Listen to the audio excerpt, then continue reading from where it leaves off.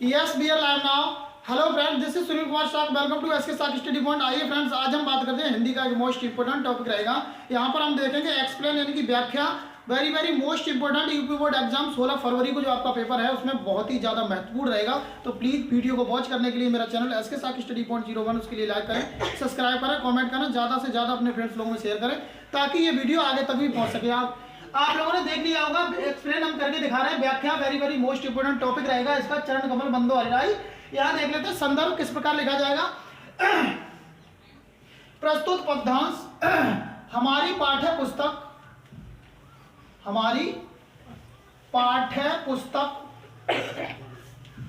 पुस्तक काव्य के, इसे काव्य संकलन भी कहा जाता है बेटा, ठीक है। काव्य संकलन के किससे लिए गया है वो देना स्टेंजर, कहाँ स्टेंजर। काव्य के पद से अवतरित है,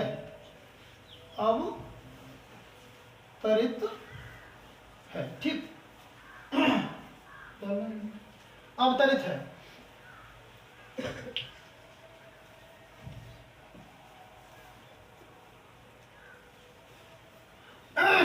इसके रचयिता, एक बात समझो, इसके रचयिता या कवि लिखा जाएगा तो बेटा पद्य में लिखा जाएगा, और गद्य में जब लिखेंगे तो लेखक लिखेंगे। इस बात को बहुत अच्छे से ध्यान रखना है हमें, ठीक है। इसके रचयिता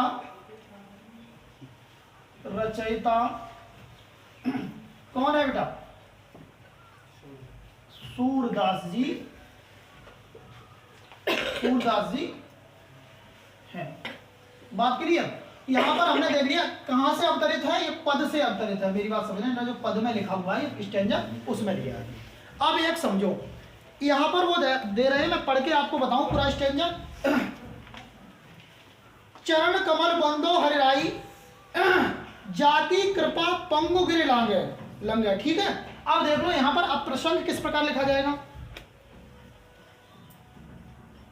प्रसंग किस प्रकार लिखा जाएगा, प्रसंग देख लो, लगा दो कोई प्रसंग देखो।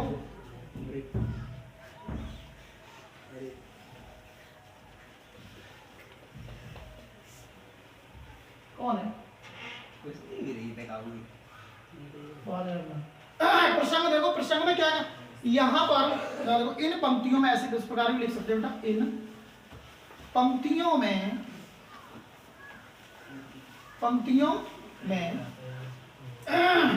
कविवर सूरदास जी ने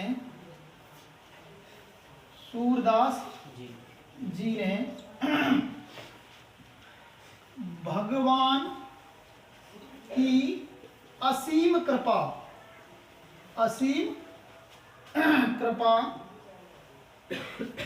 का व्याख्यान किया है।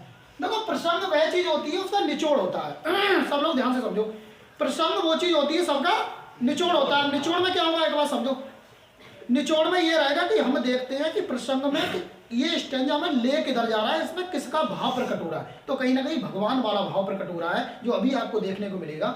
दूसरी बात, हम लिखते हैं संदर्भ तो हमारी कौन सी पुस्तक से लिया गया है, कौन से मतलब खंड से लिया गया है, और उसके रचयिता या लेखक क्या है। लेखक लिखे जाएंगे गद्य में, और पद्य में आपके क्या होंगे, रचयिता या कवि। एक एक टॉपिक को ध्यान से समझना है, फिर तुम लोग वीडियो को इसमें लगे रहो। यहाँ देखना है कि इसके जो रचयिता है बेटा, रचयिता कौन है? सूरदास जी। और इसका जो पद दिया गया है, पद में हम ध्यान से देखें, पद नामक जो उन्होंने अपना अवतरित किया है उससे इनका क्या किया गया है, उससे इन्होंने इसे स्टेंजा को लिया है। अब देख लो एक्सप्लेन किस प्रकार करेंगे, व्याख्या किस प्रकार करेंगे।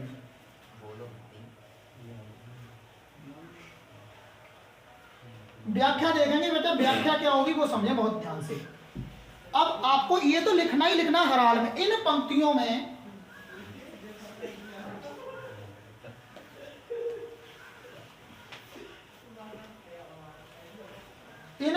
में सूरदास जी बताते हैं ना, ऐसा ही तो है।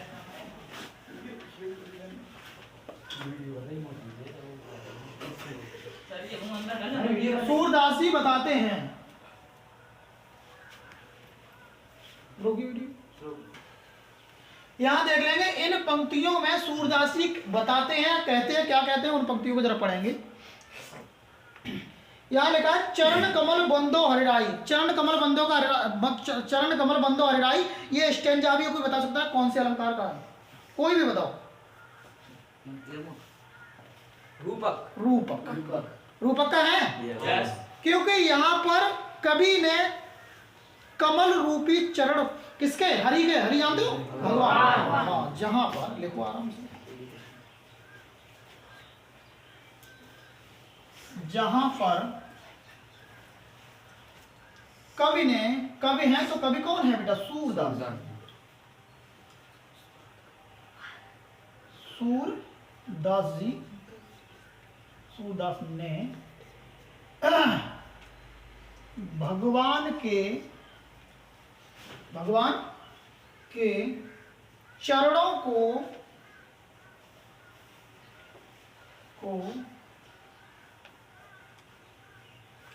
कमल से भी कैसा बताया गया?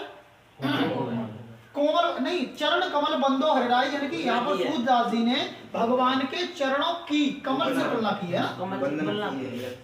चरणों की कमल से तुलना की है। बहुत बढ़िया, से तुलना की है। वाह, बहुत बढ़िया, बहुत होशियार यार तुम लोग। समझो भाई, यहाँ लिखा हुआ जाकी कृपा पंगु गिरे लांगे। देखो जाकी, जाकी इसकी कृपा से, किसकी? भगवान की कृपा से पंगु में से लंगड़ा व्यक्ति पर्वत को कैसा कर सकता है? लांग सकता है। क्या बात भैया, बड़ा ज्ञान है। इसकी कृपा होने से, इसकी कृपा होने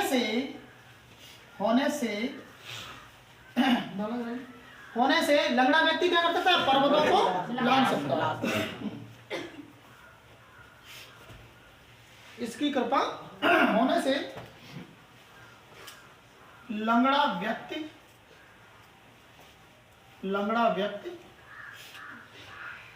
पर्वतों को बेटा क्या कर सकता है? लांग सकता है। क्या कर सकता है बेटा? लांग सकता है। ठीक बात, यानी कि पर्वतों को चढ़ सकता है, चढ़ उतर सकता है पर्वतों पे। इसका स्टेंजा का हुआ है, दोबारा फिर समझो अर्थ इसका मैं बताने जा रहा हूँ। यहाँ लिखा है जाकी कृपा पंगु गिर नांगे, मतलब इनकी कृपा से, किसकी? भगवान की कृपा अगर जिसपे हो जाए तो लंगड़ा व्यक्ति भी पर्वतों को लांग सकता है, उड़ सकता है, चल सकता है, हर कुछ कर सकता है ईश्वर की कृपा होने पर। आगे क्या कह रही है? अंधे को सब कुछ दर्शाई, अंधा व्यक्ति सब कुछ देख सकता है। कब? जब उनकी कृपा होती है। ठीक है ना? अंधा व्यक्ति को, जैसे अंधे को सब कुछ दर्शाई, अंधा व्यक्ति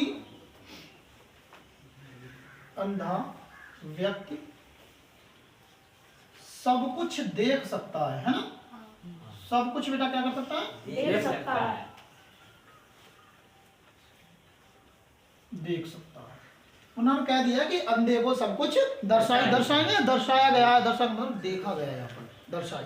अगला देखो बेटा, अगला क्या कहें? बहरो सुने गूंगो पुनि बोले। बहरो कैसा होता है? जिसे सुनाई ना दे। बहरो सुने, बहरा व्यक्ति फिर से सुनने लगता है, गूंगा पुनि बोले, गूंगा व्यक्ति जो होगा वो क्या करने लगेगा? दोबारा। बहरो सुने गूंगो पुनि बोले। ठीक, इनकी कृपा से, ऐसे लिख सकती हूँ, इनकी कृपा से बहरा व्यक्ति सुन सकता है ना? सकता है। तथा अब क्या कहा है उन्होंने? बहरा व्यक्ति सुन सकता है, गूंगो पुनि बोले, गूंगा व्यक्ति बोल सकता है। गूंगा कैसा होता है? व्यक्ति जो बोलता ना हो वो गूंगा ही तो होगा। और इनकी कृपा अगर होगी तो गूंगा व्यक्ति बोल सकता है। व्यक्ति बोल सकता है, बोल सकता है। बात क्लियर? बोल सकता है। आगे स्टेंजा में क्या कह रहे हो? रंक चले सिर छत्र धराई। तो रंक मीन्स क्या होता है बेटा? रंक मीन्स होता है रंक धरे, भिखारी यानी गरीब। रंक कह सकते हो भिखारी के लिए। रंक चले सर छत्र धराई का मतलब है रंक राजा बन सकता है, यानी कि भिखारी राजा बन सकता है। इनकी कृपा अगर हो जाए तो कंगाल व्यक्ति भी क्या बन सकता है? धनवान राजा। क्या बन सकता है? कंगाल व्यक्ति भी मालामाल बन सकता है।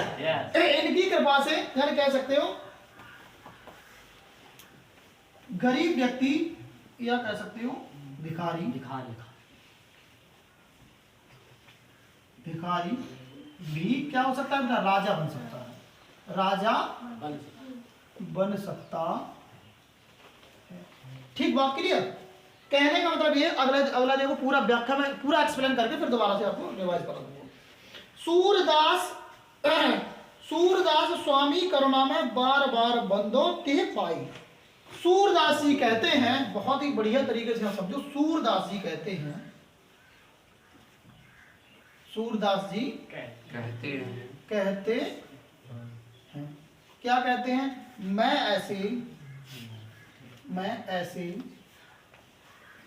ईश्वर या भगवान की, ईश्वर लिख सकते हो, ईश्वर की बार बार वंदना करता हूं, वंदना करता। बात क्लियर। स्टैंजा पूरा हो गया। यहां पर ये हुआ है, इन पंक्तियों में सूरदास जी बताते हैं या कहते हैं जहां पर कभी या सूरदास जी ने भगवान के चरणों की कमल से क्या किया बेटा, तुलना की है। अब क्या बताया गया, अब एक बात समझो, इसकी कृपा होने से लंगड़ा व्यक्ति पर्वतों को लांघ सकता है। क्या कर सकता है, पर्वतों को लांघ सकता है। और क्या, अंधा व्यक्ति सब कुछ देख सकता है। इनकी कृपा से बहरा व्यक्ति जो होगा, बहरा वो व्यक्ति होता है बेटा जिसे सुनाई ना दे वो सुन सकता है। गूंगा बिन बोले, जैसे जो बोल नहीं पाता जन्म से, वो बोलने लगता है इनकी कृपा अगर हो जाए तो। और क्या है, भिखारी भी रंग चले सर छत्र धराई, का मतलब यह है कि भिखारी भी क्या बन सकता है बेटा, राजा बन सकता है। सूरदास जी कहते हैं मैं ऐसे ईश्वर की बार बार वंदना करता हूं जो सब कुछ कर सकते हैं, यानी कि कण कण और जर्रे जर्रे में जो समाये हुए हैं। कहने का मतलब ये, आत्मा का जो हमारा परमात्मा का जो विलीन है हमारी खुद की आत्मा में है। इसलिए मैं प्रत्येक बच्चे से कहना चाहूंगा पूरे तथ्य के साथ समझे क्या है। और यहाँ पर तुमने सारा भाव देखा होगा, सभी बच्चों ने बेटा समझे होंगे कि भाव किसका हो रहा है, भगवान की असीम कृपा ही तो हो रही है इसमें पूरे स्टेंजा में। भाई हमारे ऊपर या किसी अन्य व्यक्ति के ऊपर असीम कृपा ही तो हो रही, जिसके कारण अंधा देख सकता है, बहरा क्या कहते सुन सकता है, गूंगा बोल सकता है, और लंगड़ा पर्वतों को लांघ सकता है। तो ये सारी कृपा किसके कारण हो रही है, ईश्वर के कारण हो रही है। तो कहने को भाई भगवान की जो असीम कृपा उसे अनुकंपा के रूप में बताया गया नहीं बताया। मुझे सपोर्ट करने के लिए मेरा चैनल एसके साक स्टडी पॉइंट 01, उसके लिए लाइक करें, सब्सक्राइब करें, कमेंट करें, ज्यादा से ज्यादा अपने फ्रेंड्स लोगों में शेयर करें ताकि ये वीडियो उन लोगों के पास पहुंच जाए जो उनसे ऑफलाइन कनेक्ट नहीं।